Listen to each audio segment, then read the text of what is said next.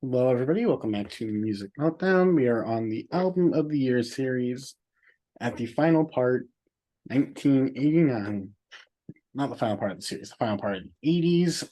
And this year is weird. It's pretty clearly one of the bigger points of college rock and whatnot, but you got a bunch of other weirder kind of alternative rock stylings. But you still had a little bit of the glam metal and stuff that was going on. And pop is its whole separate thing. We still got hip hop. There's a bunch of stuff going on in 89. How are you feeling about 89, Sir Taavi? Um, yeah, I do like 89. I guess the same problem that I don't know somehow that much stuff. I know enough stuff, but I still wanna listen more stuff from 89. But Mhm. there's definitely some banger albums in For sure. 89. What are some of these top records for you? Which ones slipped through the cracks in the Tavi collection? Oh yeah. Um, some honorable mentions are Pixies, Doodle. Um, I know that's a very beloved album. Um, Maybe someday it will. I like it, but it hasn't clicked 100% for me. But um, there's some of these albums that um, Simply Red, New Flame. It's just one of these albums that I like to just put on and just kind of can be a background album. Um, um, Belinda Carlisle's, I don't know how to say her name, last name, but Runaway Horses is the album, fun pop album, and I just gonna mention maybe Tears for Fears. I like that album too. The Seeds of Love, but definitely not as strong as the previous album. But just missing my list. I don't know. Am I allowed to mention because it's a it's a like a score to a movie, but it's Peter Gabriel Passion to the Last Temptation of Christ. And yeah, oh yeah, I was starting to think like the movie came out in 88, but the album came out in 89. But I know am I breaking the rules, or I don't know how you count this, but yeah, this is just really great. But okay, one of these maybe get a mood out of you and just put it on. Maybe before sleep, I don't know. But yeah, it's a very cool Peter Gabriel project, definitely.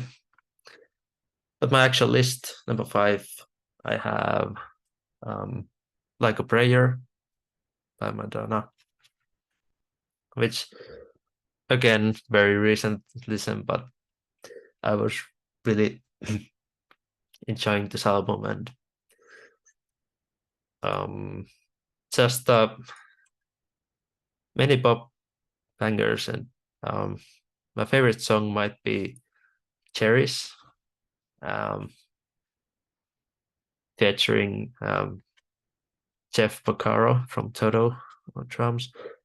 And but I love the title song Like a Prayer with the church choir, and love song with Prince is kind of cool, and it's like Oh Father and Dear Jesse and lots of cool stuff in this album. Um, but I might still prefer Like a Virgin to Like a Prayer actually. Um, Number four, back to metal band I mentioned in '84, Wasp, with and now their album is called The Headless Children, which is maybe the heaviest 80s album.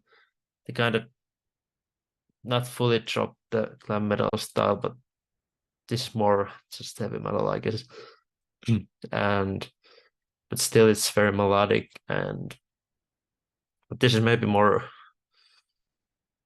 their lyrics are starting to get more political, not as the early just kind of trying to shock you with their lyrics type of thing. Um, Although I guess the subject matters are dark, so maybe they are shocking, but they were just then trying to use profanity and just sort of that silliness. But yeah, some starts with a 7-minute heavy metal song, which is just so much fun and kind of at least fun to listen to. Just a banger, and yeah, the title song and Thunderhead. Forever Free is a big sort of 80s power ballad, I guess, but just so good. And but yeah, I've been loving these Wasp albums this year. Then my number 3 is the Blue Nile Hats Sophistipop back again. Yeah, yeah, definitely been loving Sophistipop in the 80s. Great genre. And yeah, Downtown Lights is amazing, and kind of like a more somber album, and kind of put it on and again try to just feel it. And I love Paul's vocals in this one, and just lots of great um, songs. They're kind of romantic too, and um, lush, and yeah, it's a kind of a mood piece, but it still has melodies and all. But yeah, cool album. Number 2, again, very recent listen, but maybe, but I wanna keep going back to this more and more. Janet Jackson with Rhythm Nation 1814. Um, this was this is over an hour long, so it's there's like 12 songs and like 8 short interludes, which are really short, and but damn, it's a lot of fun. So much melodies, and it kind of almost has the I don't know, new Czech swing.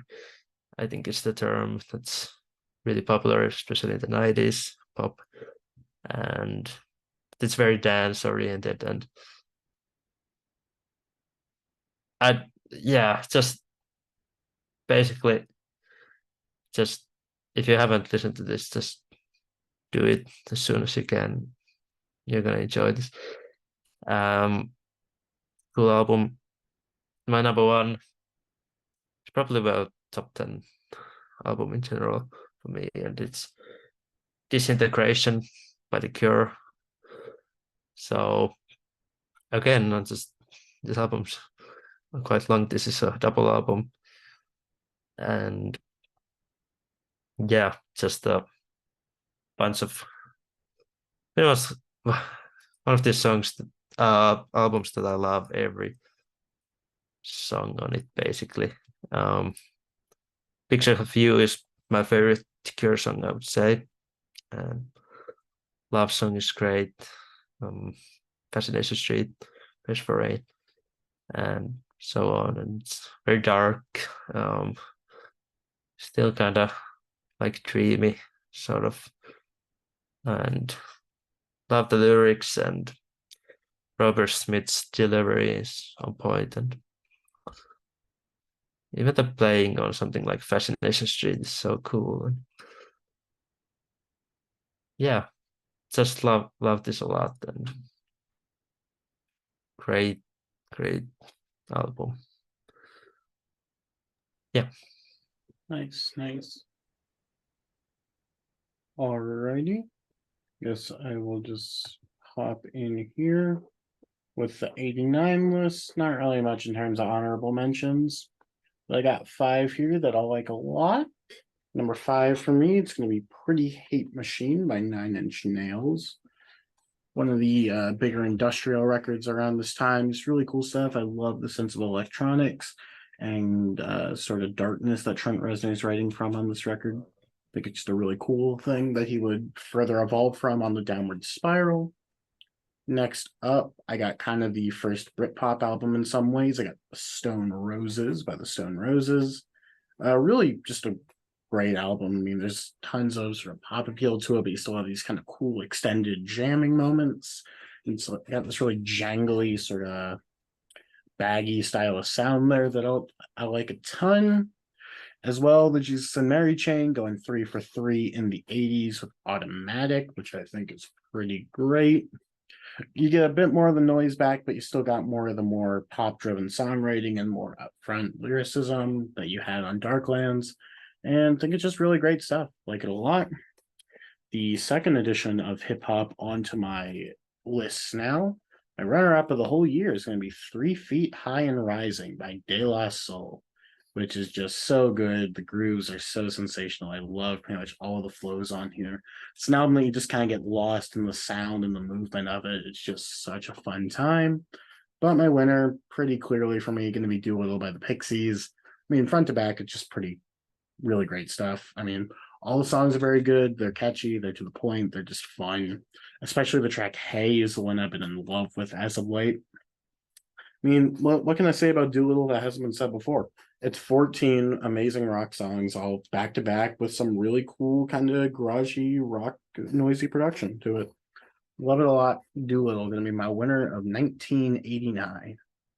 Now to the part that you've all been waiting for, ranking the winners. So, you want to go first for that, or would you like me to?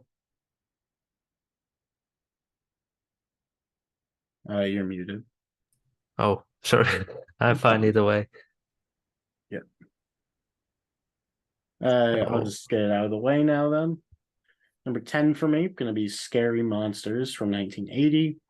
Number 9, I got Doolittle by Pixies. Number 8, I have Porcupine by Echo and the Bunnymen. Number 7, Confessions of a Pop Group by the Style Council. 6, I got Sister by Sonic Youth. Number 5, I've got Skylarking by XTC. Number 4, I have Time by the ELO. 3, Psycho Candy by the Jesus and Mary Chain. Number 2, Imperial Bedroom by Elvis Costello. And my number 1 of the 80s is Let It Be by The Replacements. nice. Nice. Um, well, my top 10 is number 10, Spandau Ballet through 1983. Yeah, maybe Good Crow. I don't know. Higher. Number 9, Iron Maiden, Seventh Son of a Seventh Son. Um, even number 8 hurts. But Roxy Music, Avalon. Number 7, Tears for Fears, Songs from the Big Chair. Number 6, King Crimson, Discipline from 1981. Number 5, The Smiths, The Queen is Dead, 1986. Number 4, Peter Gabriel with Melt, 1980. Number 3, The Cure, Disintegration, 1989. Number 2, U2, The Joshua Tree, 1987. And number 1, Prince of the Revolution, Purple Rain, 1984. My list. Nice, nice. Any closing remarks about the 80s, or you think that we've capped it all off well? Yeah, yeah, probably my favorite decade in music. Love it a lot. Yeah, there's fun stuff and moodier stuff and even noisier stuff, and there's plenty of to offer in the 80s. I would say it's not all synths. Well, there's a lot of synths though. And Absolutely. great songs. All right. That being said, I think it's good to close out here per the usual. It was great having you on. As soon as we enter the Yeah, 90s, thank we you. got Sir Rich Latta here joining us, and that'll be a bunch of fun. Hope that you all have a great one and stay tuned for the next one. Bye. Bye bye.